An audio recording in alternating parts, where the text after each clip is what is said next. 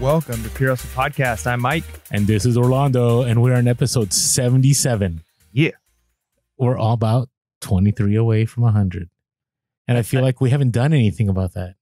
Well, we're still a long ways away from 100 to do something about it. No, but think about it. If we drop 2 episodes a week, right, in a month, right, that's 8 episodes, right? So if you do the math, we're only 3 months away. So we're 3 months away from having a special episode. Stay tuned, guys. No, but hey, but here's the thing. It's going to be sometime towards the end of Q4. I mean, we could probably right now figure it out, but I think it's going to land really nice right after Q4. Nice. Right? Celebrating Q4. Maybe we'll do an episode from Top of the Rock. I mean, it'd be great. Good times. That's not, I know it's not happening. It'd be good times. But it'd be nice. Maybe we could do it in our Lambos that we buy after Q4.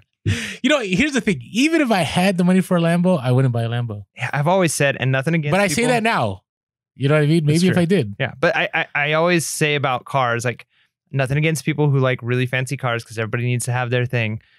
But no matter how fast your car can go, you're stuck on the speed limit, right? Like you can only go so fast. Well, no, that's not necessarily true. Okay, but my car, so if I was going to speed, my car can get to 100. You're not going to drive on the freeway at 120 miles an hour. But I do have a friend who's in the highway patrol that we could roll out in a GT. It's pretty fun. We should do that sometime. If we ever do, we'll shoot that video. Yeah. I don't know if we'll be allowed to, but we'll figure out a way to turn it into like we're busting people who are selling stuff for too high price or something. I don't know. I was thinking more of making a Pure Hustle Podcast commercial where like we're with the Ford GT. PHP with the CHP. Yeah. Something like that. All right. Yeah. We are so behind on our podcast right now. Okay. Speaking of moving fast though, that kind of relates to our episode though. Yeah, it was a nice, terrible segue that just randomly came up there. But it worked. So I thought this episode, since it's our theme episode, Mike's fave, right, of all episodes. He loves our theme episodes. No, come on. It's good. They're good. And they're good. The you get hustle, to focus a little more. Here's what I'm looking forward to is the hustle of the week too. Like we have some hustles are great. Yeah. They are great. So, but okay. So how are we going to get our audience to buy in if you're not bought in our theme episode? Okay. It's not that it's bad. It's just not my favorite. Oh, okay. I don't know. See what you're saying. Yeah. You know what I mean? Like when you compare, like they can't all be my favorite. So it's like the friend that you like hanging out with every once in a while. Like if you hang out with them too much, it's kind of like, eh. No, I wouldn't say it's like it's kind of like me. No, that's not the case. Messy. That's not true. No, it's just, you know, I do like that we can get a little more laser focused on stuff. I just feel, I don't know. There's something about our update episodes, getting to tell the stories. That's my favorite part for sure. But, and then when we have guests on and we get to talk stories with them, it's a lot of fun. But I do think that these are probably some of the most helpful, right? When it comes down to it, these can be the episodes that really provide some of the most value as far as like, here's practical, do X, Y, Z, and you might get whatever outcome. So in that sense, I do enjoy them. And I hope that, you know, you can find different themed episodes throughout our library or catalog of episodes that are relevant and useful for you. Hey, at least they're still relevant. We get messages that I listened to episode 3 and it was really relevant. I'm like, yes, that's good. That is good. That is good. I almost feel like we need to add like a little disclaimer at the beginning of our first episodes. It's like, please do not judge the quality of Pure Hustle Podcast on. We're really not that awkward in real life. So it gets better. Keep listening. Do you realize, if you're watching on YouTube, you can see us doing this, but when we ran those podcasts, those of you listening on the podcast, just try picturing this. We literally sat like 3 feet apart from each other, facing each other the entire time. Yeah, I don't think that's terrible. I don't know. It's kind of weird. I mean, it's a conversation. That's what we were doing. So. Okay, let's get back to the podcast. All right. So what's today's episode? Because we just made Time Our Enemy. Now, our podcast runs as long as we want it, so it's not that big of a deal. Yeah. It's our podcast. We'll run as long as we want. As long as we want. And, you know, it's funny. Every time before we do a podcast, you know, Mike and I have a discussion, and this time we didn't have it, but Mike goes, let's try to keep this, you know, during a certain time. And we're like, yeah, we'll do it. And then we go way over. Yeah, so we've got no self-control. No, it's just because there's a lot of good stuff to talk about. That's why. True. That's what it is. All right, so this episode will be about don't make time your enemy. Do you get what I'm saying? Yeah, I think I know where you're going with that. Primarily, like, we've had people make comments, like we've said things like time is money, or not really said that, but have made comments that are close to that, and people have rightly said time is not money, right? And that's true. It's not, time does not equal money. It's not a perfect crossover, but time is an asset that can be exchanged for other things, right? Time is an asset that you can exchange for leisure. It's an asset you can exchange for money. It's an asset you can exchange for knowledge, but it's an asset that is constantly going away. Every moment you have some of it and then it goes away. And so you're exchanging it for something at any given time. And so, part of the thing is, if you're exchanging too much time for not enough money, you're losing, right? And so part of the thing is you've got to find ways to never cut corners, but I guess streamline your business and find ways to not waste time. So that way you don't have to spend as much of that, the most limited resource we have, right? Because money is an unlimited resource to an extent. Other assets are limited to an extent, but time is the most limited. You never get it back. You only have a certain amount and then it's done forever. Well, and what got me thinking about this too was, so I remember a year ago, over a year ago, where I would sell something and I couldn't get to it right away. Right. So I'd spend, there'd be times I would spend 45 minutes looking for a certain item. Oof. It was pretty bad. I mean, there was one time it was like 2 hours because I could not find the item. And then a few days ago, I sold about like 6 items within like an hour. So I went a whole day without any sales, like zero. Thank goodness that Amazon was still making sales. And I had those sales and it only took me, I think, from the moment they sold to getting them where they were to packing them up, maybe half hour. All 6 items? All 6 items. Nice. Super fast. So you've definitely streamlined your process. Yeah, to a certain point, I mean, obviously these items were items that were in my home. They weren't in the storage unit. So storage unit would have added another, I don't know, like 5 to 10 minutes. Right. But I go, wow. Like I think about all the time and again, all the money I lost, right? Where time, instead of being something that I could use and I could, kind of like money. We talk about money and how money is something that you should control. You shouldn't let money control you. It's the same thing with time. Like you should be controlling your time. And one of the things I also recognized, and I think this came up when we were talking to the college picker, was that there was a point in time when I was part-time where I was like, okay, from this time to this time, this is the only time I'm going to do any reselling. Then when I became full-time, I don't know what happened. Like I think there's certain weeks where I just feel like that's all I'm ever doing is reselling stuff. Right? Whether it's, well, it's more of your job. I mean, you have to I get it, time. But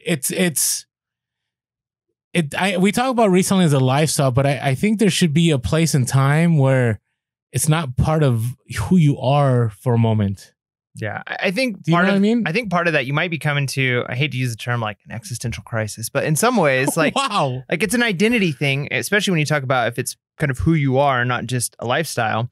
And part of that goes back to, what was it? The 4-hour work week, right? And one of the ideas that was talked about in that book was freeing up time and streamlining certain things so that you have more time to do other stuff. And we talked about what that would look like for reselling. And you've mentioned hiring assistants and things.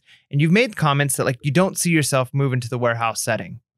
And we've had a few people even in comments make comments like, if you really want to make, 6 figures plus, like if you want to be like rolling in the dough, to be realistic, you're never going to be that level, that scale, reselling the way that we typically resell, right? It's just, if you're going to make that kind of money, you're basically 24/7. You're constantly grinding.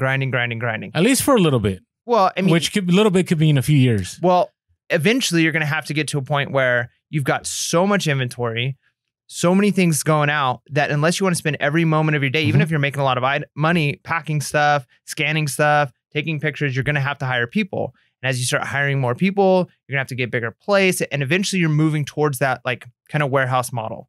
So I think that you got to find that balance, that kind of the happy medium of how much time am I willing to spend? And at what point do I need to cross over into, I'm upping this to the next level, which might actually free up some time, but it adds an incredible amount of more responsibility and I guess, problems that could occur. Right? No, I agree. I do think there's the other side to that where you may think you need that, But the only reason you think you need that is because you haven't been a good steward of the time that you've had at the moment.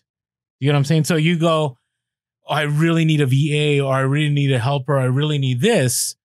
But if you had other systems in check and you had already done things correctly, maybe you don't need that. But if you're selling 40 items a day, right? Say that's about what you needed to sell in order to be making $250,000 a year, $500,000 a year. You need to be selling 50 items a day, 60 items a day. That means you need to be taking pictures and listing 60 items a day on top of sourcing 60 items a day on top of, so eventually you're going to have to move to a wholesale model. You're going to have to move to more of a warehouse space. So I do think there is a kind of a cap of what one person can do in kind of a, I'm doing this is like a one-man show, which I think provides the most freedom, but it also has a plateau of how much you can ultimately make. Now, I think there are models where like you could be into, we talked about it with college, Craigslist Hunter. Craigslist Hunter mentioned the person who traveled and had the model where he only did like really high-end instruments, right? So it is possible to break into a market where it's like, I only sell 5 items a month, but each item costs like $3,000 to $4,000. But even still, you're not making that $250,000, $500,000 a year unless you are grinding. And you've got to kind of ask yourself, there's a certain amount of freedom and money, and at some point you're going to be giving up one or the other. And in order to get more freedom, you're going to, and money, you're going to have to change the model to something else. And I don't know if I'm willing to go that route, but some of our listeners I know are in that. That's the model they do. They have warehouses. They have lots of actual employees that they're paying, and they're paying federal income tax on, and they're paying all of that stuff. That's a huge thing, right? But that's not for everybody type of reselling. Yeah, and I would say that's probably, in the reselling community, as far as in the Instagram community and so on, and eBay Open, I would say that's maybe like 10%, right? I think there's a huge other percent that's more part-time, and I think full-time. And you got to also, you end up kind of breaking it down even more. And when you mean full-time, do you mean full-time as the breadwinner or full-time as supplementing income? Like there's different models. Do you know what I'm saying? And at the same time are you full-time with a family, or are you full-time with employees that aren't family? So it goes into various things, but ultimately time is the big thing. Yeah, it is a huge factor, especially when you consider, I am a firm believer that there is, in whatever market, whatever model you're doing, there's going to be a plateau. And a lot of people hit that plateau prematurely. They've plateaued at what they're able to do because there are areas where they can buy time. They can find ways to get extra time. And so if you can find those ways, you might be able to break through that plateau and find like the real limit of what you can do in your market with a 1-person or a 2-person or a 3-person show. So, when it comes down to it, I think that's what we want to talk about today is whatever your model is, what are some of the little things you can do here and there to actually break through, make a little bit more money, and find that limit of what's actually capable, because it's probably higher than you think. I agree. I think, and here's the thing, the things that we're going to share, it's kind of a conglomerate of stuff that we've shared over the past year, right? So some of this stuff we might have had in a theme episode. Some of this stuff may have been in, a random update episode. So I kind of wanted to put it together, especially now that we're, right before Q4. And I would say if you can handle most of the stuff before Q4, you're going to be in a good place in Q4. If you're trying to handle this during Q4, it's going to be a tough Q4. All right. So we've kind of broken down to 3 things, organization, tools, and time management. And I do want to do a little disclaimer. We're not gurus. And some of the stuff here that I'm suggesting is some of the stuff that I myself still need to work on. Some of the stuff that Michael suggests is stuff that Mike has mastered or has to work on. Yeah, right. I haven't mastered anything. Right. But, and there's other items that, we know other people do well. And so we haven't tried them out, but we looked at this and go, okay, these are ways that you can make better use of your time. All right, let's get into it. Let's eat the frog and do the worst thing first. Talk about paperwork. Ooh. It's the worst. Yeah, I'm not a paperwork person. No, we're another. And I get comments in DMs all the time and on YouTube just because, the hard thing is this is a business. Yeah. Right. But it has a I feel like it has a hobby feel to it, you know, to a certain point. It can. Even though I'm full time, the only time I really feel like it's a business is when I'm doing my taxes or I'm doing my receipts or I'm doing spreadsheets. That's when I feel like it's a business. When I'm out sourcing, when I'm taking pictures, when, you know, I don't, is that wrong? Am I saying something wrong here? I think that's probably right. I think that's probably the case for most people who start, you know, mom and pop businesses or whatever it is that they're doing, whether it's selling books, selling coffee that they brew, you know, whatever their thing is. They start a bookshop, they print shirts, whatever their thing is. They do it because they love it, most likely, right? And so doing the thing itself, that's the work that they thrive in. But then there's the element of work that most people don't enjoy, and that's why people like accountants and stuff make so much money, is because, especially the bigger you get, that's a part of the business that you need to focus on. There needs to be laser focus, and it does pull away from the parts that people really enjoy and want to do. But I remember I used to want to be a police officer when I was younger in high school. And I went on a couple of like ride-alongs and did some like police academy stuff. And when I realized how much paperwork it was, I was like, you know, this isn't the job for me. Now, of course, there's a lot of times where it's not paperwork, but the idea of sitting down after a call and spending, you know, 45 minutes writing it up, I was like, to me, I can't do it. Like, I know myself doing that much paperwork. I'm not organized enough for that. And then now here I am in something where, as a business, running a business, you have to do that paperwork. It's not as intensive, you know, you're not writing reports, but you have to keep accurate paperwork. And so what are some ways we could save time on that? Well, the first easy one is get a CPA. I mean, that'll cost you more. That saves you time. Hey, that's that trade-off, right? You buy time, you're trading an asset, which is money, for potentially free time. Yeah. Well, and I look at it kind of like this, like now in this day and age, a lot of people have, like, I remember when I was a kid, getting a housekeeper meant like you were loaded. Right. But now it's kind of like a common thing, right? At least that's my experience. No. I mean, maybe we're in a different world, but we're not socially economically, is that even a term?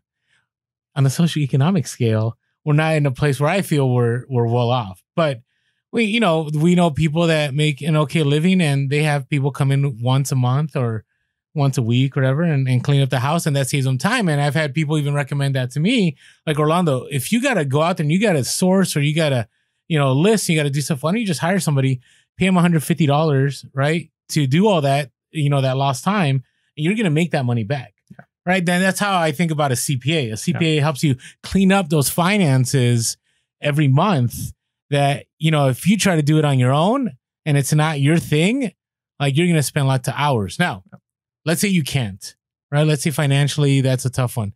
Okay. So there's apps, right? So I think about mileage, right? Have you been tracking your mileage, Mike? Yeah. Okay. So how have you been tracking your mileage? I have an app on my phone that as soon as I start driving, it automatically like pops up and like, are you driving for work? And so I just hit yes or no. Is it MileIQ or? Yeah, MileIQ. Yeah. Okay, good. So I would say MileIQ is one of those apps that it takes zero time for me. Yeah. Right. Pretty much. Right. It runs in the background. It's kind of creepy. It tracks everywhere you go, but you seriously, and I've done this, and I would say I recommend this. You can go months without even doing anything with it. Now, the smart thing though is I always would put in at the end of each ride what it was for. So correct, sourcing or trip to the bank or post office. That way, during an audit, if there was never an audit, there's a specific, here's what this route was for. Now, before I got MileIQ, I had spent months and months driving to garage sales, going to the post office, doing all these thrift stores, all this stuff. And I wasn't tracking miles because when I first started, I was like, who cares, right? this is just for fun. I'm making a little bit of money. I did the same thing. However, if you have, and I know everybody's got different, you know, apps on their phone, but I found that having Google Maps, so I'm an Android user, so I have Google Maps logged in, it automatically tracks every day where you go anyways, unless you turn that off. Like, you have to go and turn off, which again, it's kind of creepy because I can go in on my phone and I was able to go back and look, okay, well, I know every Saturday I'm driving for work, right? Because I'm going garage sales, and I could pull up Saturday and it literally shows my entire route. Any Saturday I can just click, it'll show the time where every one of my stops was, and then I could see the miles. And so what I did is I went into my MileIQ and I just added them manually just because it would all be in one place. And then I took a picture of the Google Maps and I just put that into a folder, for my taxes in case I ever got audited. It was like, here was this day. Here's the literal map of the route that I took. Right. So you may already have on your phone, even if you haven't been keeping track of miles through something, your phone might be logging where you're going and how it does. It's crazy, it right? Does. No, it does. And you may not even know it. That's just crazy. So some listeners right now are going to go investigate and find out that Google has been watching where they go. Well, and it's so weird. And especially too, because, not to scare anybody, because hopefully nobody's doing anything they shouldn't do. But like, if you've got like a company like email or something like that, and you're logged into that on your phone, you could very well also be logged into that on your maps and all those other things. It could all be synced together. And everywhere you stop, you call out during the day, and then you go, hit up an amusement park and then go to the bar afterwards, or whatever it is people do. Hit up an amusement park and go to the bar. Yeah, I don't know, right? Like, it's possible that your employees or your employer sees like, hey, like you were gone, even though you're not using a company phone, you're logged into our account, and here's, where your account went today. All right. So it's crazy that it's logging. That's a side tip of how to go incognito. Now, but I will tell you, using app now, Mile IQ isn't the only one. There's a bunch of other ones, but it saves time, because I remember before getting the app, what I'd have to do is every day I would have to either take a picture of my mileage, my odometer, or I'd have to write it down or put it on my phone or go to my GoDaddy and log it in. Now what I do is it's all under there. And once you got to choose what's work and what isn't work and so on. When it's done, I just go to my GoDaddy and I just put in the mileage for that month, and I'm good to go. So when I do my taxes, right, because overall what you're putting in your taxes is your overall mileage for the year. Right. So now if you get audited, they're going to act, but then MileIQ already has that reported. So, and it's not, and we're not sponsored by them, and we're not saying that's the app to use, but again, it'll save you time, right? Because that 5-10 minutes you would have been spending every day tracking that mileage, especially if you're full-time. Now it's only going to take you, I don't know, maybe 30 minutes, out of each month to just get that resolved, right? Yeah. The other thing is, and I guess we're talking about saving time on the back end, right? With receipts. Now, what do you do with your receipts? Well, I've changed my models throughout time, how I'm doing it specifically, but I'm kind of going, okay, I have broken down categories, items I'm sourcing, and then like kind of expendable items that I need for business, right? So whether it's tape and things like that, and I kind of keep those separated. And I just, for the month, I put them all together, kind of in order of when I got the receipt. And when I go garage selling, I don't keep perfect records, but I have like a little receipt book, and I just mark down a couple of addresses that I'm going to. And then at the end of the day, I just write down the items that I bought, what I bought them for, the date, and I just stick that in. So I have this consistent receipt, log that's going. And then I should probably do something with them digital. I just think that's one more step, and I've got them saved, hard copy. I know there's programs you can use, like take pictures and scan them and stuff, but it's just so time consuming, especially when you have so many. I don't think that's one of the things I would say digital maybe not be your best for. I don't think the technology is there to make it an efficient time thing. Now, if you are, and I hate to say like that we're not serious business, but like if you're like a serious legit business that like the IRS is watching because like you're bringing in hundreds and hundreds of thousands of dollars a year and you're paying employees and all this stuff, you probably should have digital receipts of everything backed up. And that's just a different level. And like I said, like as you move up through that, kind of scaling, responsibility goes up too. See, and again, whenever I just want to say, whenever we open ourselves up to what we do, we always get comments like you're doing it wrong. Yeah, no, I'm sure. You can do this better. And we're open to that. We appreciate the comments. But just so, again, our purpose here is to document our journey. Yeah. Not to be perfect, but to document our journey. So for me, the way I save time is with GoDaddy bookkeeping. I pretty much, unless it's a garage sale, everything, I use one card, and it saves me a lot of time. So I use my Southwest card, and that is every time I go to a thrift store, anytime I buy supplies, anytime I'm traveling outside of where I live and I have to get meals or get a rental car, it's all on that card. And so GoDaddy has already, like, you can set it up kind of like MileIQ, where you set up, okay, whenever a purchase is made from this location, it automatically is cost of goods, or automatically it's travels and entertainment, or whatever it is. Now, that's good, I think, in the sense that it gives you like the total amount you spent. The only thing I'd be concerned about with that, and we're not tax experts. I'm not a tax expert. Where are you going with this, Mike? So I don't know. I'm just saying, I think in an audit, they're going to want itemized receipts. No, So you no, can't I just keep, say, no, like, I didn't finish finish what I was saying. So I still keep all the receipts. I don't get rid of the receipts, but I just put them. I have this accordion for each year, and I just put it in January. Every receipt goes in there, right? Because I already have it tracked in GoDaddy, right? So when I do my taxes and I meet with my accountant, I just go and I just let them know, okay, here's the number for this, here's the number for that, and that's it. Now, if I get audited, sure, they're going to want to go back to the receipt. They're going to want to take a look at, okay, does what is on GoDaddy match up? We keep talking about auditing. You know how rare it is to be audited? No, it's true, but it's one of those things that's the reason you keep these records. One is for yourself to make sure you're growing and doing things correctly, and the other reason is to keep yourself honest and accountable, so that if you were to be audited, I mean, just like you buy life insurance hoping you don't die anytime soon, right? Like you keep really But there's good more records. chance of you dying than getting audited. I mean, maybe, but I know quite a few people have been audited. In fact, one person I know that was audited primarily because the person that did their taxes, they got like inspected. Like Really? the person that they went to, like a legitimate tax person that they went to every year and paid, had some kind of weird thing that came up. And so every single one of her customers got audited. And it was like a long process. It was my brother-in-law went through this and my sister-in-law. And so, yeah, you never know. So yeah, the audit of them just looking at you was probably really low, but it's one of those things that like you keep that just in case, because No, I get that. oh, it would be, can you imagine being audited and not having everything that you needed? No, I don't even go there. That's like I just my worst case nightmare. I mean, every time I do taxes, I'm like, I don't care. I will like not even claim everything I need to claim. I just want that audit risk bar to be as low as possible, because just the idea of being audited is just terrifying to me. Not because I'm worried, it's just the time that it takes to go through everything. And actually I've heard from people that it's not that bad. They're not, they're pretty good people that come and talk to you and stuff. From what I've heard, and again, this is not what this podcast is about, is as long as they see that you have systems in place and you're doing things to track stuff. And I know people that have been audited too, that they just wanted to know that they had things in play. So you're talking about doing like the cash receipt thing when you do garage sales, right? Tracking that. You're talking about tracking where you go. You're tracking about mileage. If they see that it's consistent. In my experience, from the people I know that were audited, the IRS didn't lay too heavy on them and didn't go too much into details, because overall they're like, oh, you can prove that, and we have our Instagram archive. So there we go. That'll prove every place we go and source. No, I'm just joking. But again, saving time. Here, we have thousands of hours of video. Please watch it.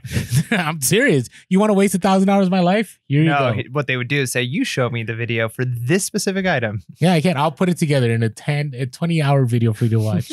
All right, now. Saving time. Okay, so there are apps out there that will help you save time. There's software like GoDaddy. Some people use QuickBooks. These things will cost you a little bit, but they will help you save time overall in that paperwork, right? And then spreadsheets. I don't have any major recommendations. I think that it's about every day, every time you buy something and you sell something, being consistent on, which I will tell you I'm terrible at. Yeah, I mean, keeping spreadsheets is a good idea, whether it's through something like GoDaddy or something like that. Well, what I mean by spreadsheets is when you're doing cost of goods, like this is how much I bought it for, this is how much it sold for, this is how much my shipping costs. Really, that's how you probably always should be doing it. One is so that you have records of what is your actual income, how much you really making. Because if it's all just out there like, I think I paid this much for an item, I'm sure I made money on it, you really have no idea. Like if you want to know when you're talking about saving a little bit of time here and there, part of that should be making sure that you're making the most amount of money here and there, right? Correct. But so spreadsheets are important. It's one of those things where it is a lot of work up front. It's a lot of work to be in the habit. But if an extra 15 minutes every day is an extra 3% of your income over the year because of, you're finding where you have seepage, right? Like where you're losing money, and you're finding where your biggest profit margins are. And it's not just kind of like gut feeling of like, oh, these things are doing really well and these things aren't, or I'm spending way too much money driving to these locations that aren't actually providing me enough, So that's a whole another podcast we could talk about. Oh, no, for sure. But keeping accurate records is really important. I mean, that's the reason why, if you think about it, companies like Google Amazon, more than anything, they're an information business, right? Like they keep records and analytics. I mean, it's amazing what we could see even on our Google. If you guys don't have like your own, like upload your own videos to Google, you should try it sometime. It's free to do. Just upload a video, and the amount of analytics that you get as far as like what age are people watching, and at what times do they watch it, and what locations, like there's so much information because that information is valuable. People want it. And for you, if the major corporations find that information valuable, I think there's something to be said that we should be finding that information valuable for ourselves and finding ways to exploit that to make the most money. Okay. Right? Yeah, no, I agree. I'm just looking at time. You know, the biggest thing is being consistent. I would say in anything we're talking about today is just you save that time, because here's what happens. I've done. So this. are you arguing, just to clarify, you're arguing that spreadsheets takes too much time? If you wait too long, right? Or the best way to save time is by not doing them. I'm not saying, it's the opposite. I think so. But that's the same for all of this stuff. The best way. But I'm not recommending that, because you end up losing time in the end. Exactly. Because when it comes tax time, and it's, there was this one year where I remember I did absolutely nothing. The only thing I had was GoDaddy bookkeeping. But as far as tracking mileage, as far as, tracking cost of goods, as far as doing that, I did nothing. And I remember January 1 hit, and I go, okay, from January 1 through April, 1st, before taxes are due on the 15th, I'm going to focus on my taxes. It was horrendous. No. I can't tell you how many hours I lost trying to go back and go, okay, I paid how much on this day for these items. Okay, this is how much they sold for, and so on. Now, if you're part-time, I wouldn't be uber concerned. I mean, it's something you should take care of.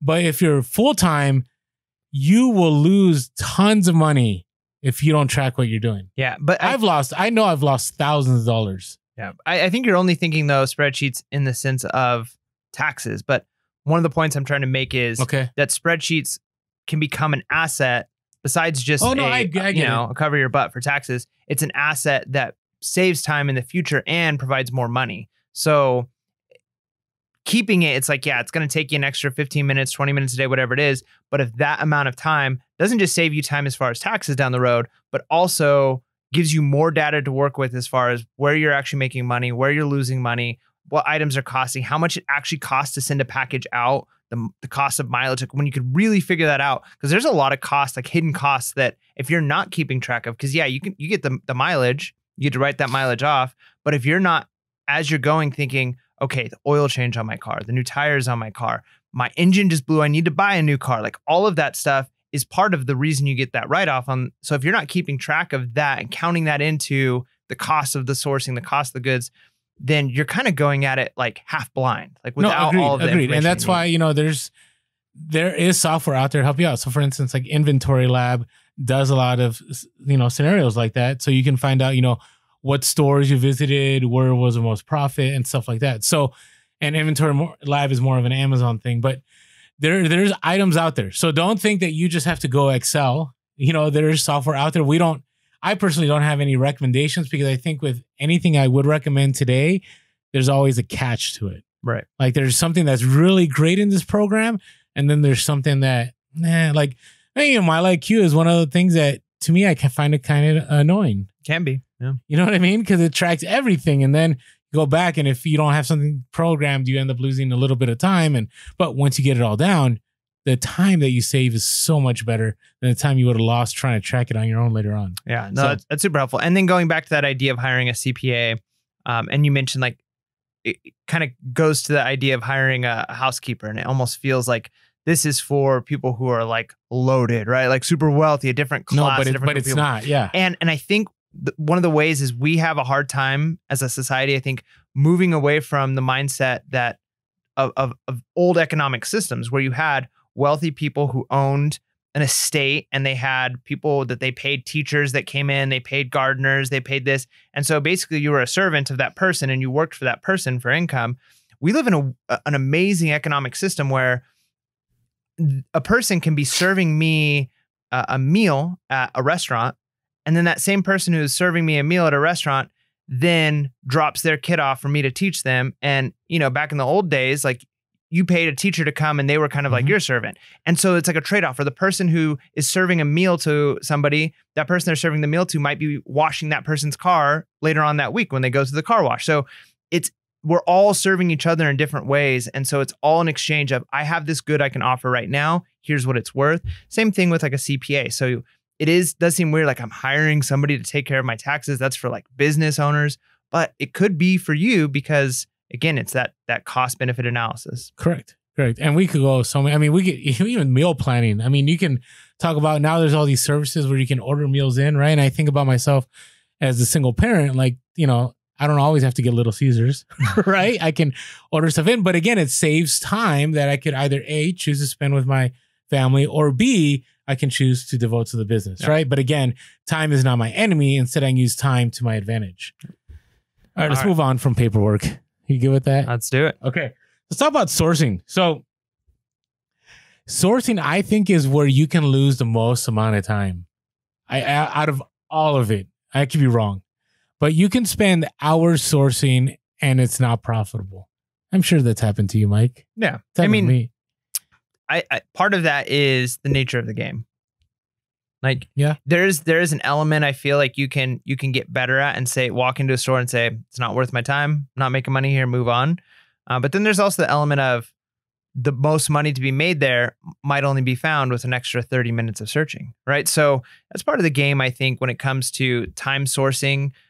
Are there ways to save time? Absolutely. But man, if you're going in Q4 into a Target or a Walmart or a Best Buy or whatever to find what that item is you can be selling on Amazon, you might be scanning for hours to get that, right? And you might not find it, but you'll never find it if you don't put in that time. Yeah, but what I was referring to was, you know, there's this, when I first started reselling years ago doing the part-time thing, I wouldn't say, hey, I'm only going to be in the store for this long, right? What I would do is like, oh, I'll just be here. And then sometimes I would be there as long as it took for me to find profitable items. Where in the end, I could have spent an hour and walked out with nothing. Right. And then over time, what I did is I'm not going to spend more than an hour at a store. And then I went to, I'm not going to spend more than a half hour at a store. Right. It's kind of like the Tim Ferriss 4-hour work week. Right. If you say you're going to get it done in, 2 hours. The 80-20 rule. Yeah. The 80-20 rule. Like, I think the same thing applies to sourcing. I really do. I think garage sales is another place that you can lose so much time. If, and we've talked about this before, how to get ready for a garage sale. Make sure you have your route planned. Make sure, you use keywords to figure out what you want from different locations. And if they don't have what you're looking for and you don't see anything else within 5 minutes, it's time to move on, right? You're saving that time. But I think it relates to all areas. I think it relates to retail arbitrage. I think it relates to thrift stores. I think it relates to going to outlets, where I would say you got to calendar those times in during the month. So one of the hard things I experienced when I went full time was, what do? I have 7 days now. And I could, outside of having to take my kids to school and so on and be there, what do I do with all those extra hours?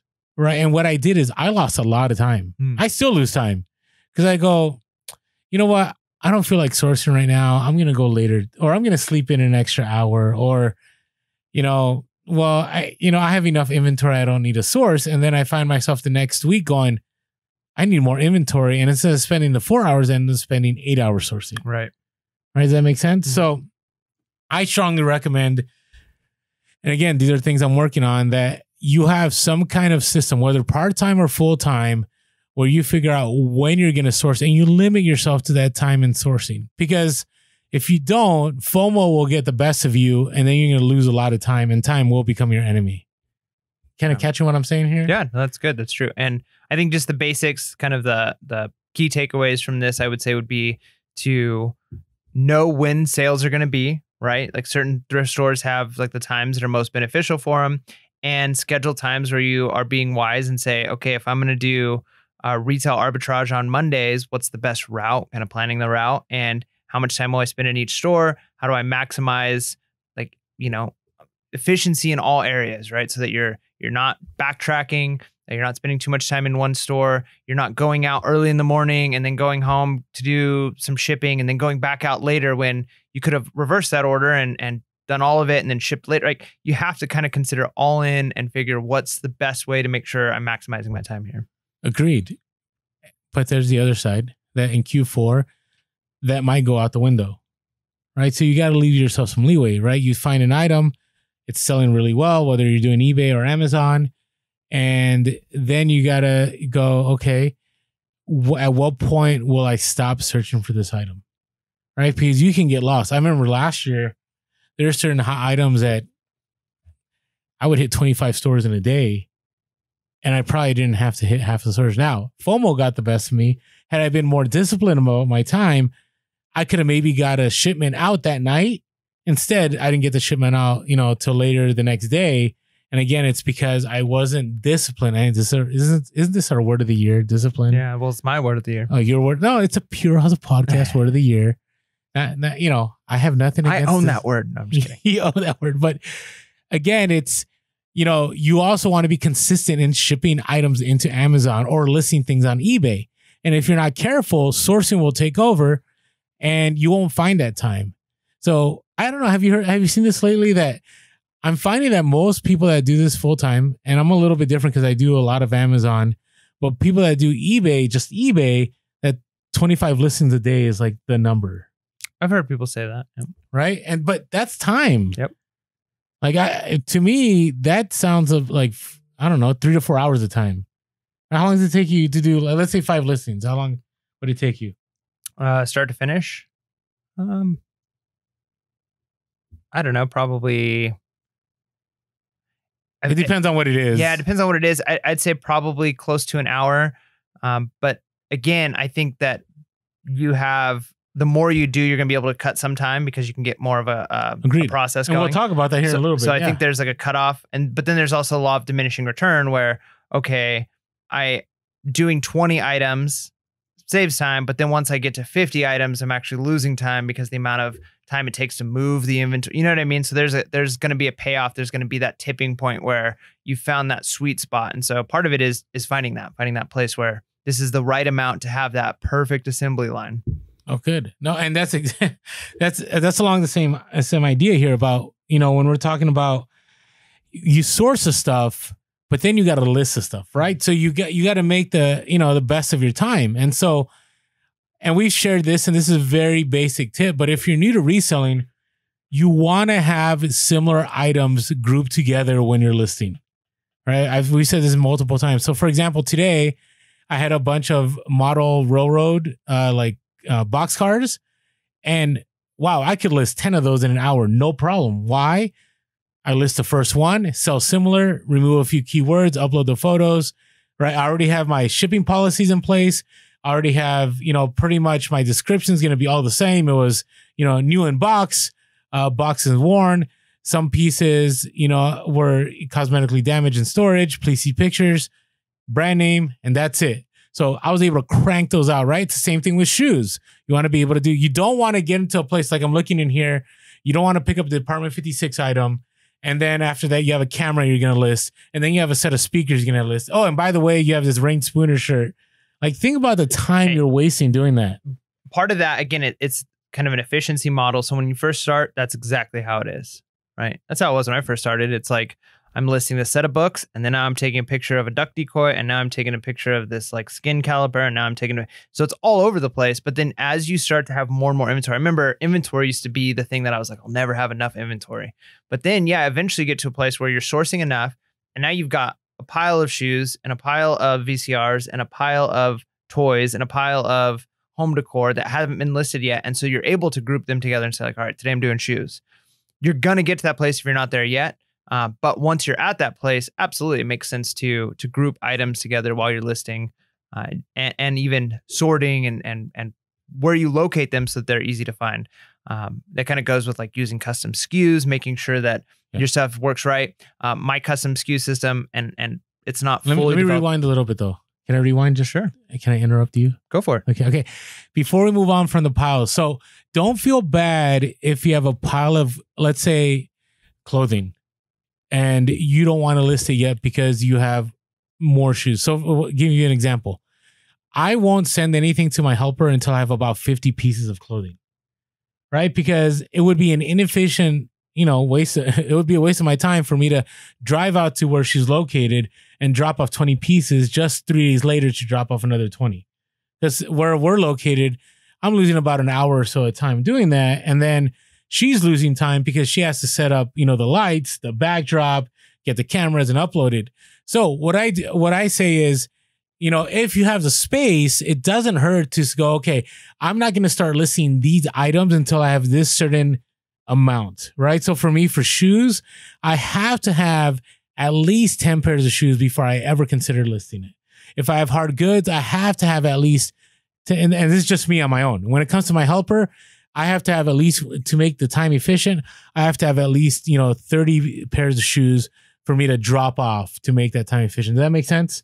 Yeah. And I think part of that too comes down to where you're at in your reselling journey. If you've got 6 pairs of shoes and that's really all you've got to list, you better be listing those, No, or if you've got like a variety of things. But yeah, as you get more focused, now the thing is you should always be listing. If you're at a place where you're like, well, I only have a few of each item and it's not the most time efficient, at that place you're losing time, but you're also going to be losing money if you don't list. So as long as you're consistently listing, you get to be more picky about, okay, I'm going to wait on VCRs until I've got enough that I'm going to set up the whole testing system and I'm going to get in the groove for VCRs or whatever it is.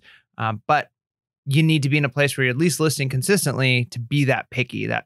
Being that picky comes with, it's like a privilege that comes with having more items that's actually going up on eBay or being sent to Amazon. Otherwise, you don't have the luxury of being picky. Yeah, the only reason I brought that up is because it sounds like I'm telling people to create death piles, and I am. Just so you're more efficient with your time. Because I did it when I was part-time, where I would source 3 shirts, 4 shoes, 3 hard goods, a couple electronics, and I would try to list that all in that day, and it would take hours.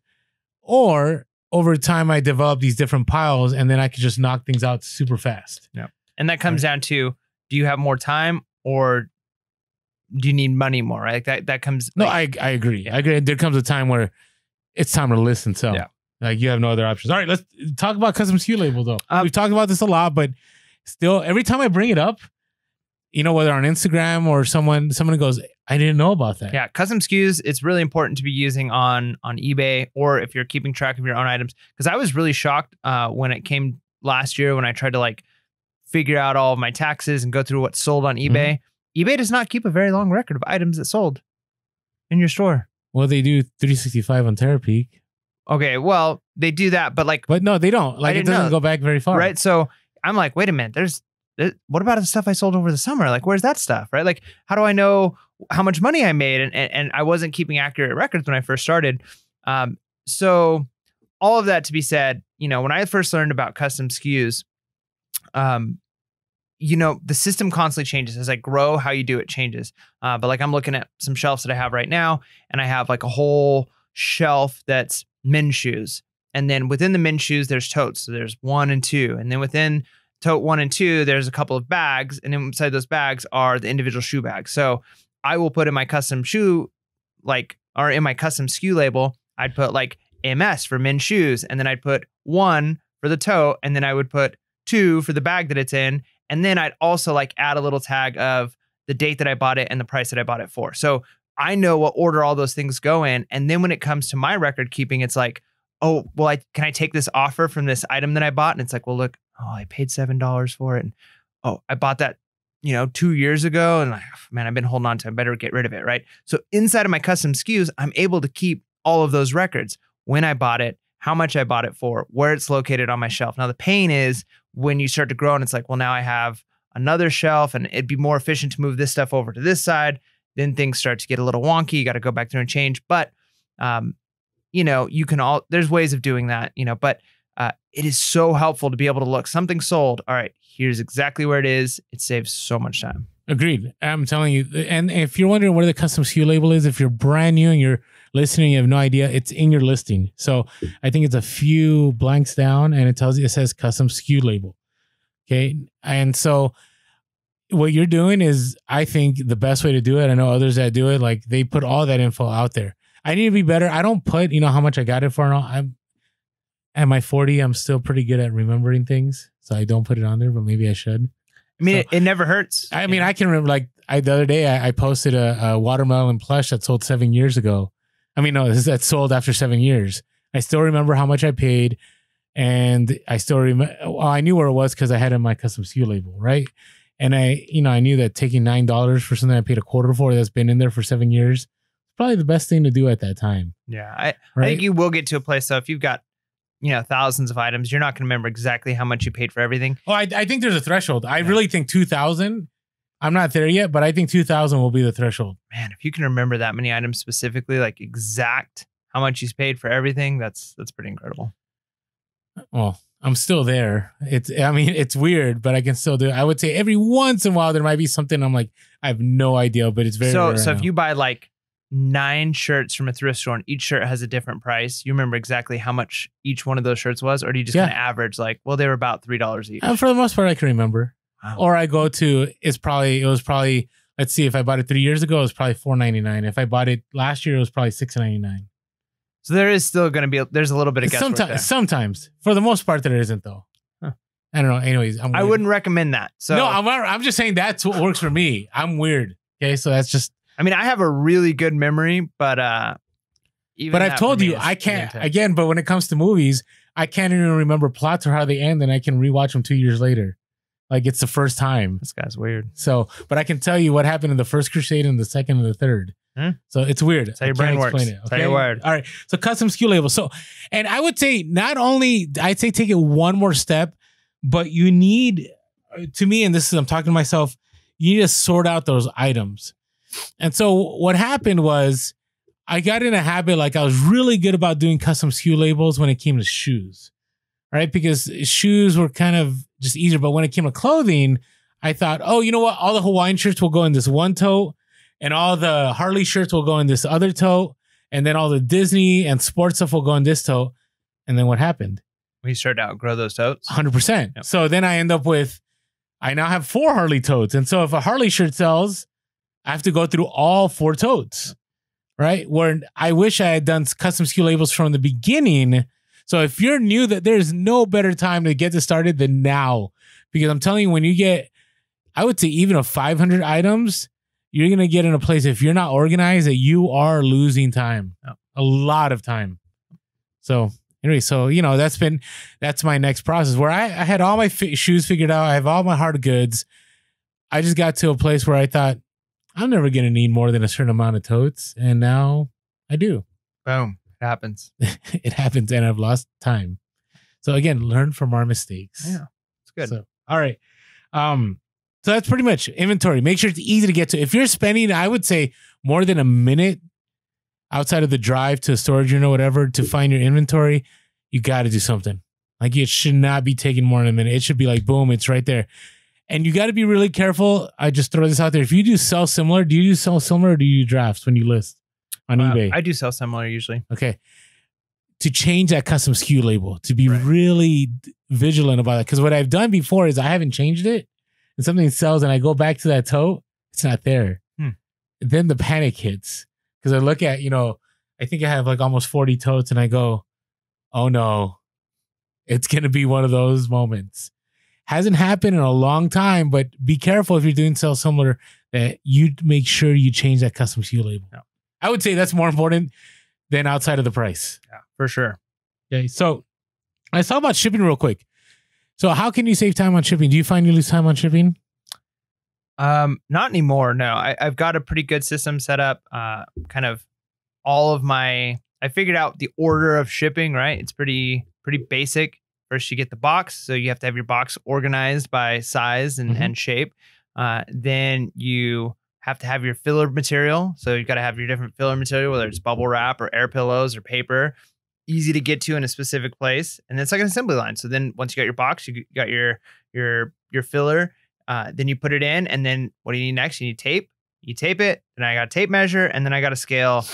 And then it goes to the computer. And it literally flows from one station to the next. And I always think back, and I mentioned it before, but kind of like that documentary movie. It's more of a movie than a documentary. But the founder about the start of McDonald's.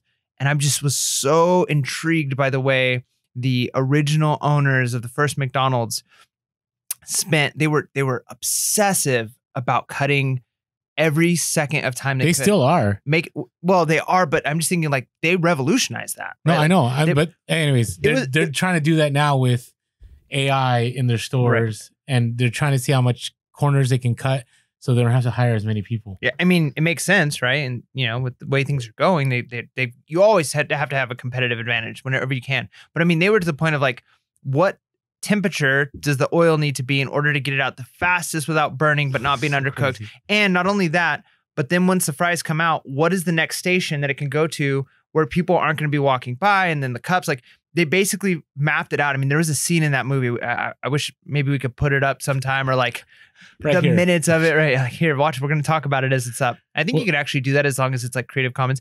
But there's a like you're not like showing the movie, but you're talking about a scene. But there's a scene where they literally got a bunch of people. They walked out onto a what is it called? Like a parking lot, and they drew on the ground. Did you just say what's it called? The parking lot? Yeah, I'm trying to think, because I was going to say like a blacktop, because I'm thinking like school, right? So a parking lot, and they draw out the way they look, and they time people moving from each station to each station if they run into each other, and then you stop. Okay, this station and this station are running into each other. I need to move this over here. And they literally just moved by drawing on the ground until it was a perfect, almost like a dance, like a choreographed dance of people walking past each other, the most time efficient. And they probably spent months to save seconds every day. But over the long run, that's what made them faster than anybody else. And that's why they won. And so when it comes to organizing your stuff, it's going to take a ton of time. It is. I think shipping is one of those that it is best, especially if you're doing eBay. I think Poshmark kind of gives you I don't know, unrealistic view of shipping along with Mercari. Because I think that's all going to change. I'm just saying. I think they are doing it right now to. I've said this before. I think they're losing money on shipping. That's just my thoughts. Now, anyways, we can agree to disagree. Let us know in the comments. But when it comes down to shipping, like the sooner you get that down, the sooner you're going to save money on shipping, and you're going to save time. And I really think you need to standardize shipping for everything. Like everything should be shipped the same every single time. Right? Do you understand? So for instance, for snapbacks, I use the 10 by 8 by 6 box. I will, if it's first class, I'll just use a poly bag, put in the poly bag, put it in the box, tape the box, weigh it. Generally, it's like 8 to 13 ounces, and I can ship it out. Right? When it's a tie, it's a 8 by 6 by 4 box. I think the eBay box poly bag. I roll it up, put it in the poly bag, poly bag, tape it, done. If it's shoes, it's a flat rate, medium flat rate box for me every single time. And I know people are going to say, well, you could do this, you could do that. To me, there's no guesswork. The moment something sells, grab this, grab that, boom, done. Yep. Right. And I think your shipping, for me, and again, some people like calculated shipping, and we've had this discussion before. I don't do a lot of calculated shipping unless it's a bigger item. If it's a bigger item, everything else, I just, I charge the buyer. And I know some people will say, well, you're losing money because you could have gotten more money on that item. It's possible. But I do save a lot of time. Like I don't, when it comes to shoes, all my shoes, medium flat rate box or large flat rate box. Clothing, first class, it's usually air jacket for everything. If it's, a larger item, usually I go by a 16 by 12 by 8 box and I'm good to go. So anyways, find a way to have it standardized, and that'll help you too in your store. And so people aren't guessing as to how much things are going to cost. They know exactly right away. Yep. So that's good. I like it. I just love it because I almost feel like there's so much we could talk about, like honing in a little bit more on these, that we could talk about a little bit more, go into our hustle of the week, and then have a part 2 where we actually talk about the tools and then the other part of it, because there's just so much richness we've already covered, and I feel like we've just scratched the surface of even this topic, right? Like maybe with shipping and with the paperwork. I mean, we do have our episodes, Ship Tips Part 1 and 2. Yep. That everything I just shared, we go and expound more on. Right. So you can go to those episodes. They weren't too long ago, maybe like 20 episodes ago. So, and again, I always say this, everyone has their different perspective, right? So we have a perspective, either A, we're wrong, or B, you know, we do it a certain way that's right, and you do it a certain way that's right, and there is no wrong. Right. So just something to think about. Let's talk about tools now, though. No, but you don't think so? You think we go hustle the week and then we go into time management? No, I say we go into hustle the week and then we do time management tools next time around. Really? Yeah, let's do part 2. Wow, are we really that much into our episode? I don't know. Okay, let's see. All right. But before we go into our hustle of the week, let's talk about where you can find us. Yeah. So we are Pure Hustle Podcast on Instagram, Facebook, and what's our other? Oh, TikTok. Yeah. It's always weird saying TikTok, but we're there. What's our other? That's how cool we are. That's how hip we are. That's how old we look when we're on there. And then we are also on dabbing and stuff. Dabbing is so 2017. Did you just say dabbing? I mean, I'm making the point. That's how old trendy we are. Well, at least not real trendy, but at least I was willing to recognize that it's 2017. The dab is out. All right. And we're on Twitter. We are Pure Hustle Cast. And you can also find us on YouTube if you're listening to the podcast. You know, we did have somebody comment goes, you guys look entirely different on the YouTube than I imagined on the podcast.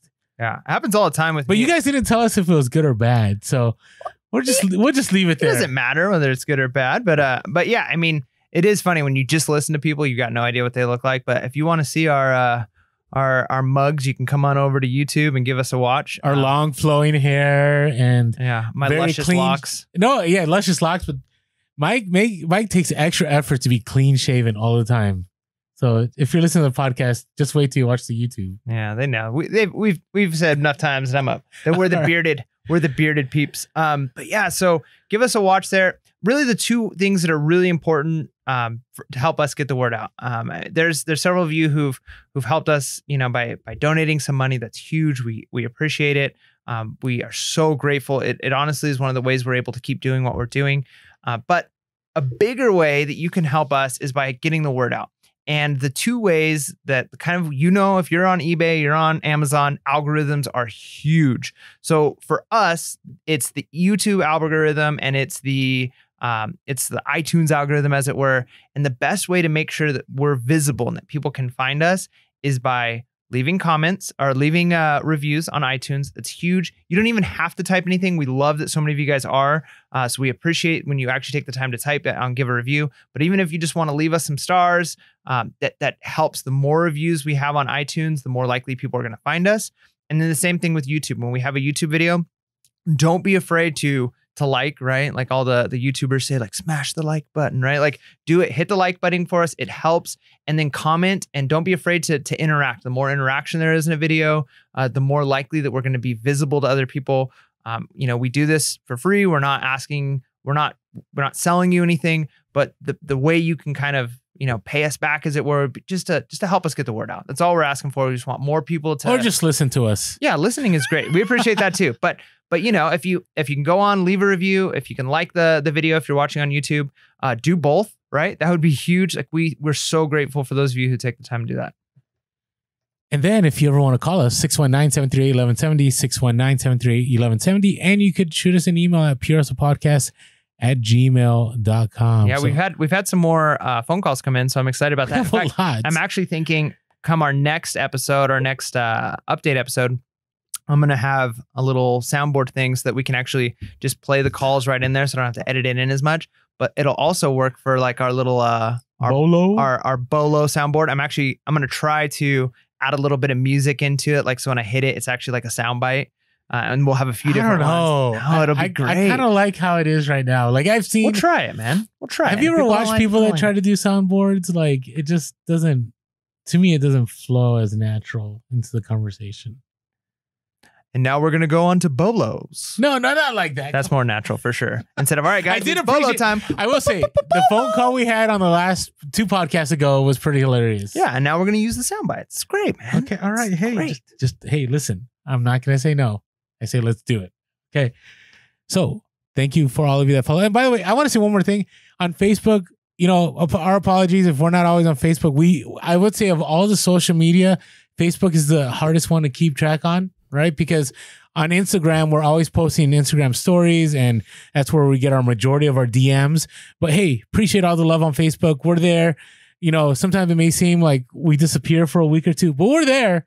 We're there. So keep following us there. Really appreciate all of you. And thank you guys. We're at 12 almost. By the time of this podcast, we'll be pretty close to 12K on Instagram. So we're just really grateful for that. Yeah. Okay. So we must talk about our hustle of the week. We need a hustle of the week soundboard. Hustle of the week. I'm okay. Now I do think we need a soundboard. Yeah, man. So, all right. That'd be great. Well, how about you start us off here?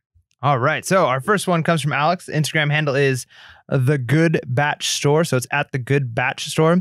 So went to a thrift store towards the end of the day after a few garage sales and flea markets and paid $20 for a sealed and retired Pirates of the Caribbean Black Pearl ship Lego set. That's pretty sweet. I remember seeing those. I never picked those up though. I mean, my kids wanted them and they were too expensive back then. But speaking of which, my wife is actually just was at Disneyland not too long ago, went to Star Wars Land, and whenever we go, I haven't seen it yet. I really want to, but whenever we go, Pirates of the Caribbean is like one of our favorite rides to do. It's I love that ride. So the ride that it's the only time that your kids can go through a ride, and like you can see a bunch of drunken people and prostitutes and women being sold at auction. No, they took that out. No, it's still there. No, they took that out. When did they take that out? They took that out. Like how long ago? I was at Disneyland a year ago and it was still there. No, they took it out, man. Did they really? Yeah. That's so weird. I'm not saying that's weird. Yeah, it's gone. Like how long ago? I don't know. Last time I was there, that was like a whole thing. They took it out. Interesting. I still think it was interesting of all the rides. Like that ride, there was like, this is... Hey, I mean, they're showing this. No, it's history. I'm a historian guy. I just thought it was kind of funny because, my kids would be like, so what's going on there, Dad? Like, why is that guy? They really asked you that? Yes. Really? Yes. My son at one time said, so, like, what's a wench? And having to explain, you know what I mean? It was just kind of one of those like interesting. I never thought Disneyland would spur those kind of conversations. Not the conversation starting place you'd expect for stuff like that. So, anyways, we got so Pirates of the Caribbean sealed Lego set.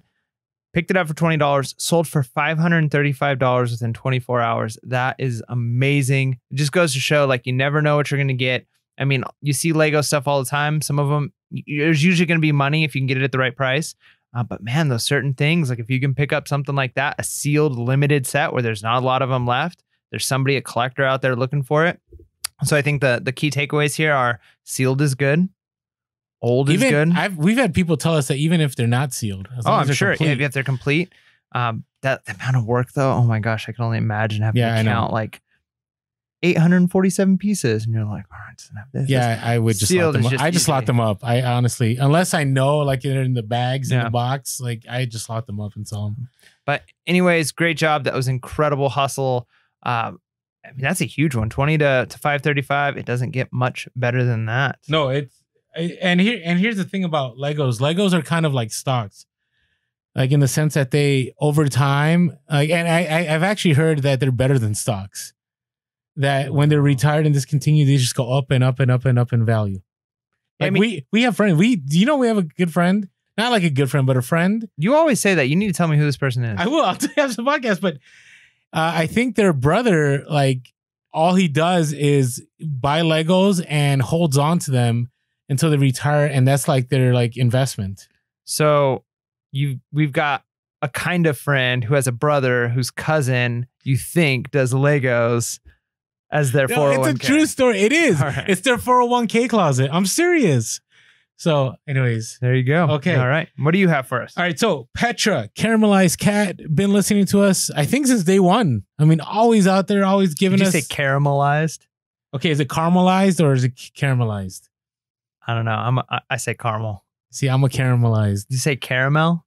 I say caramel. You have. I knew we were caramel on the your moment ice I typed this, I knew we were gonna have this conversation. Do you say Jaguar or Jaguar? Jaguar. All right, so you're only pretentious about how you say one thing. Is it Jaguar?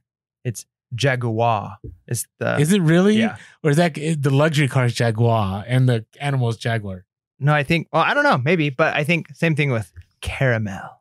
I mean, no offense to those who say caramel. No, I know. I had friends from Philly that are like caramel.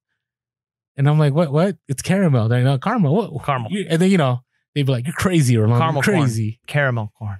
I I mean, it has a prettier sound to it, but I don't want to say stuff that sounds prettier. Petra, our apologies. Yeah. How do you say it? It's your name. You tell us how you say it. All right, but had an awesome hustle of the week.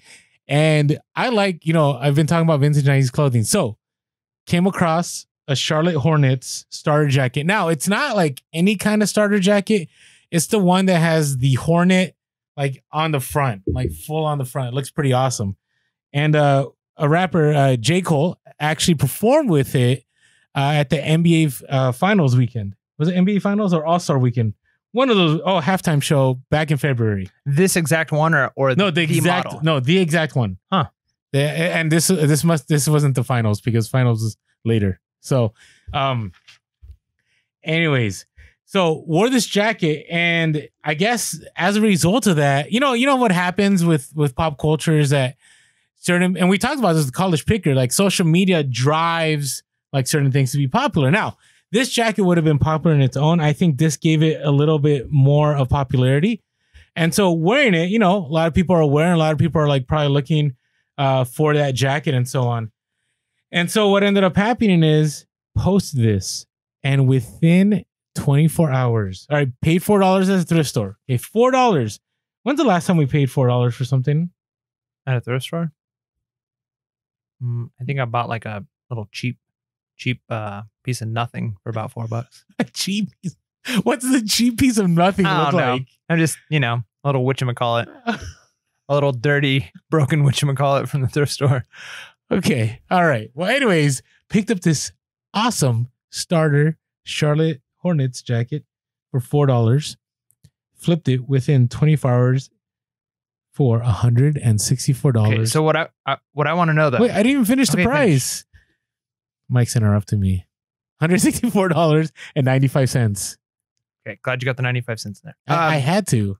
So, but you're saying it's the same jacket the rapper wore. So what I'm saying though is no, not the rapper not the jacket that he was wearing. Okay, so that was what I asked in the beginning. Okay. I thought you meant this is like the same style, the exact same, like the same logo, and it's the same type of jacket.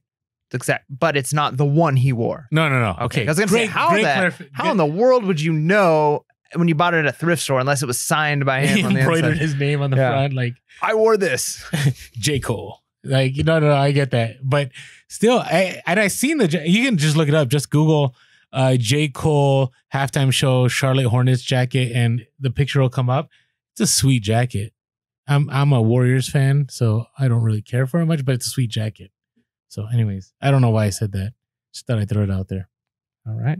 Okay. All right. Next hustle of the week, Mike. All right. So this one comes from Allison, IG handle at Big Drift Thrift. And I know you gave this to me because you don't know how to say her name. Picked up a discontinued bounce dryer refill bar for $1 at a thrift store. I heard that these specific things, like it's weird that these discontinued dryer things or like laundry stuff, like they're worth money. Scrubbing bubbles, like shower cleaner. Yeah, crazy, right? So buys this for $1 and within 24 hours sells it for $79.97. That's why we do what we do. Thank you very much. That's why she does now. She's in Alaska. Okay. And I will tell you, Allison has changed my sourcing game. Like I will look at, like, she's also the one that she sold vintage packaged underwear. Same thing with Son of a Seller. So now I'll go into those sections of the store and see, maybe I'll find this.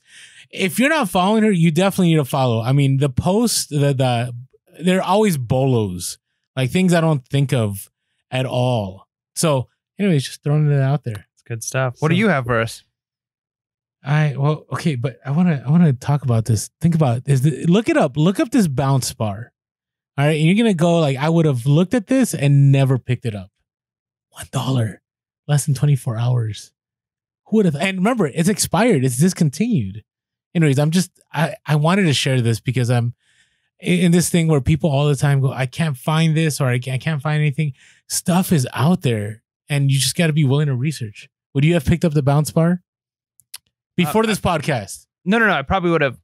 I'm still the kind of person that if I see something that's interesting and unique, I'll look it up. Okay. But I don't know if that would have caught my eye enough to have said like, oh, this is something I should scan. But when there's sealed stuff, like I usually will, if there's a barcode, I'll usually scan because you get scanned pretty quick. Okay.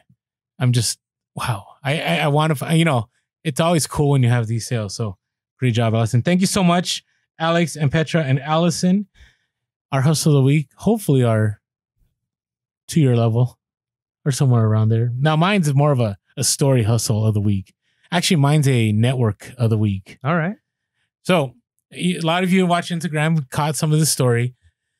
So a friend of mine from the store that shall not be named was a supervisor there. Isn't there a supervisor anymore? But again, I always say about sharing your reseller is always a win, except at Target. Should we need to come up with a name for Target? Like the Red Menace. Yeah. Or I don't know about that. Or Comrade Target, or I don't know. We need to come up with something. I don't know about that. No, I'm serious. Like that store. All right. Look, they're already giving resellers problems. They already gave me problems. So I'm kind of like so annoyed. All right. Oh, stop shopping there. No, that gets over me to flip a Q4. All right. No way. So it's got to be incognito. All right. So here's the awesome thing. This store, they all knew I was a reseller. So it'd be great. I don't go to this store as much as I used to because, lots of changes have happened. But I remember I would go to the store and they all knew me. Hey, Orlando, check out this. Look, hey, look what just came in. We know you saw this. How about that? And the stuff was never, they didn't go like, hey, Orlando's coming in and let's mark this up even more. I mean, it was pretty much, I don't know what fair price means, but it was a price that I was willing to pay for most stuff. And so I developed this great relationship where, I'd show up and he'd point things out. Well, he loves the store. Haven't heard from him in months. Sitting at home, I don't know, whatever. Get a text message like, hey, old friend, just want to let you know my parents sold their home. They have a lot of stuff.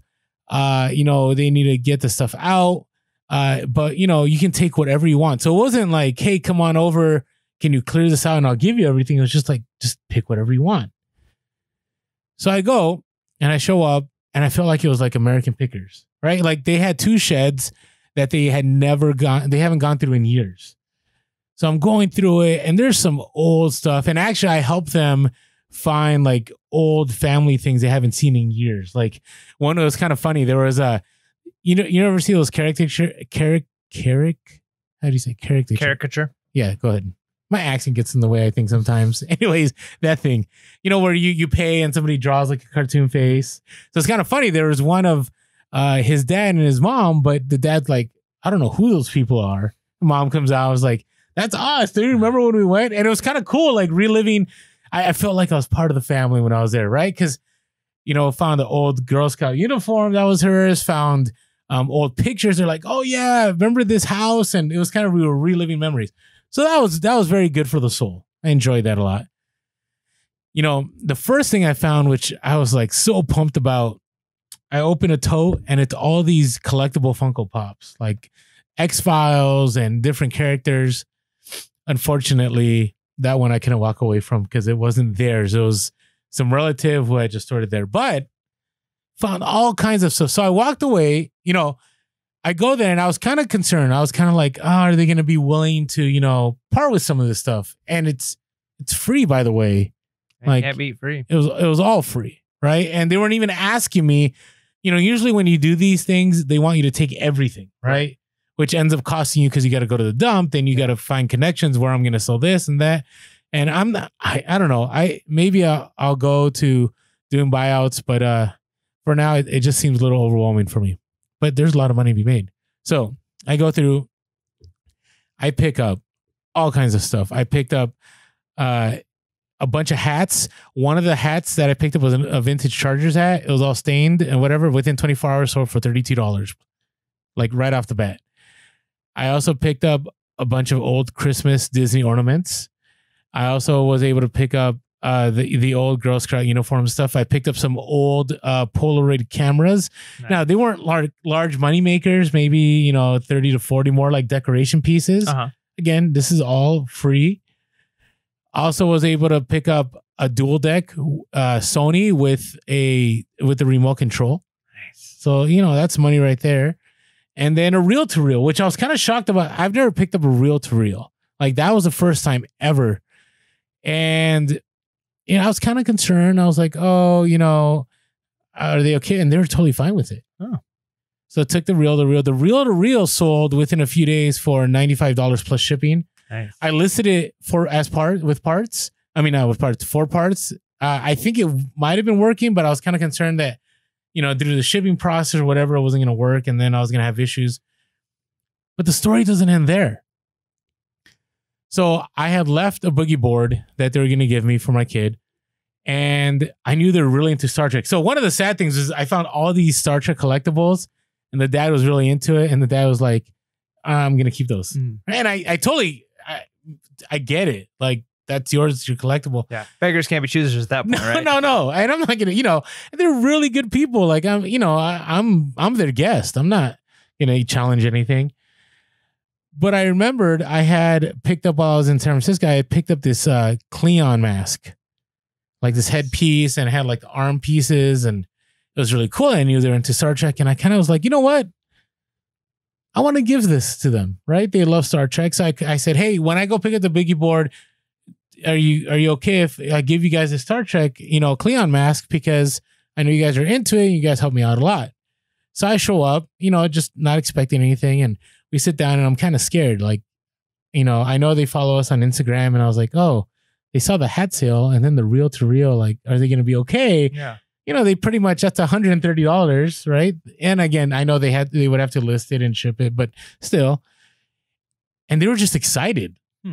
And I'm like, this is pretty nice. And I sat there and we talked, and then the dad goes, Orlando, I have this old starter satin Chargers jacket that I was thinking of giving you or my son. My son wants to sell it, but I was thinking of giving it to you. And I'm like, oh no, like, I don't want to get in the way between. Don't get in the way of family. And family. And I said, hey, listen, I'm just here to give you the Star Trek stuff. But in the end, they were like, no, just take it. And it's a starter satin jacket that, I guess you could say it was a trade, but it was never a trade. Right. Right. And they gave it to me, and I'm going to list it. And I'm like, wow, like, who knew? And I'm still good friends with this guy, and who knew that for me, I'm talking about maybe 4 or 5 years ago, striking up a friendship, letting someone know I was a reseller, to outside of the store that shall not be named, continuing that relationship, that later on, right, it would be very beneficial. Yeah. It's huge. Right. So I hate calling it the hustle of the week. I call it network of the week, friendship of the week, whatever you want to call it. Friendship of the week. But it was awesome. So I still have a lot of that inventory. Some of it I already have listed, and, make those connections. And we're getting a lot more people on Instagram that are saying, hey, Orlando, thank you so much. I actually shared with somebody I'm reselling, and it opened doors. Somebody actually today had posted something that they were going to go pick up something. They mentioned to that person they're a reseller, and then that person gave them all this other extra stuff that was all profitable stuff. Had they never said that they're a reseller, they wouldn't have walked away with all those items. Yeah, and it helps with a lot of things too, right? Like, I've got people who save boxes for me. I've got people who save, air pillows for me. And then sometimes there's the downside to it, where people, they know you're a reseller and they want to help you out. And so it's like, hey, I've had this happen to me a few times. Like, hey, I left some stuff on your doorstep of some stuff that, I was going to just give to the thrift store, but I know you could sell it, so I just gave it to you. And you look through it and it's like, oh, thanks, and none of it's worth it. I'm just going to take it over to the thrift store. But it's worth it to have those connections anyways, because you never know when it's going to pay off. And I find that it works counter to you maybe 1% of the time. In my experience, I mean, let me share this real quick. Look, they found a scale for free on Craigslist. I'm just going to throw it out there. Beach Bum Thrifter on Instagram. Found the scale on Craigslist, went to pick it up, and got a crazy machine that presses plastic cards. They don't even know what it's called, which is kind of funny. It's probably going to be profitable. 5 monitor picked, and then said that they're a reseller, and said, oh, you know what? I have all this other stuff. Ended up with 5 monitors, 5 keyboards, 5 calculators, and a brother typewriter. Wow. Just by saying, I want to say those 5 words. I am 4 words. Saying those 4 words. I am a reseller. Yo, I'm a reseller. There you go. Yo, those 5 words. Yo, I'm a reseller. Scored. So always, always, always share, unless you're at that store. All right. That's There my you hustle go. of the week. That's good. I mean, that's a lot better than my hustle. I don't have an amazing story.